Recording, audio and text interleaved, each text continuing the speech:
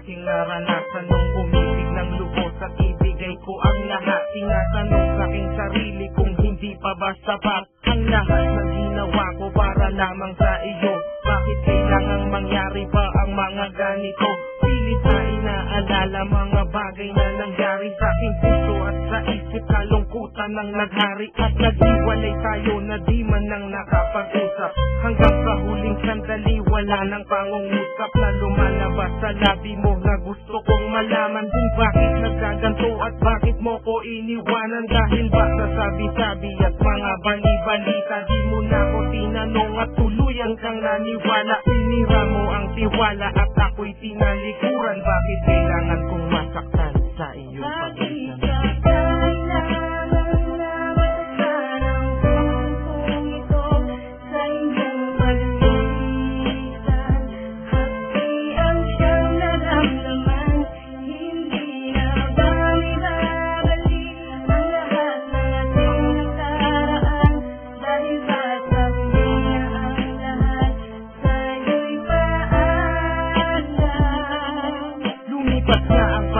At mga sandaling wala ka, di na ko umasang babalik ka pa pagkat wala nang ang pag-asa. Kahit na ako'y magsisi at lumuha, di na mabilang ang tubig na ipinatak sa lupa. Gustuhin ko man na ibalik, hindi na maaari.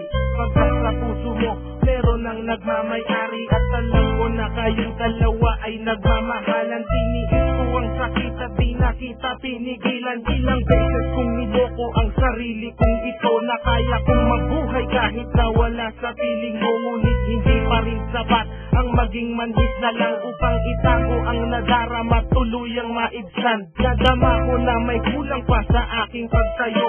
Yun ay di ko maabot dahil sa iyong paglayo. Alam kong di mo na pakikinggan kahit na isigaw. Walang ibang kulang sa buhay ko, mahal kundi ikaw. Bakit kailangan humantong sa hiwalayan ng lahat ang nangyari sa relasyon natin? Hindi ko matanggap, hindi ako nagkamali at nagkulang sa'yo sinta. Ngunit anong isinusli, iniwan mo nag-iisa. Bakit ba kailangan na masaktan ang puso ito sa iyong pag-iisan?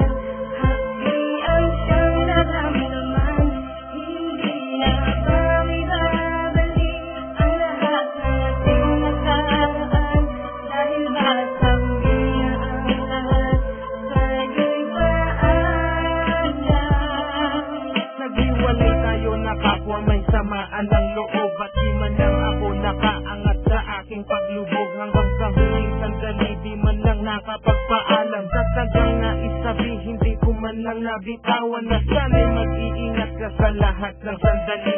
Di na ko muling hahabol at magbabaka sakali na maibalik ang dati at makapiling na ang isang katulad mo pagkat wala na lang pag-asa. At hindi talaga tayo ang itinakda ng Diyos. Kaya ang pagsasama natin ay maagang nagtapos. Bakit kailangan ko pang masaktan sa iyong pagitan? Di ko lubos maisip ba't ganito ang kapalaran. Bago magtapos ang awit ko, sana'y malaman mo na wala na akong ibang inibig kundi ang katulad mo. Ngayon tapos na ang lahat, pati ang awitin kong to. Salamat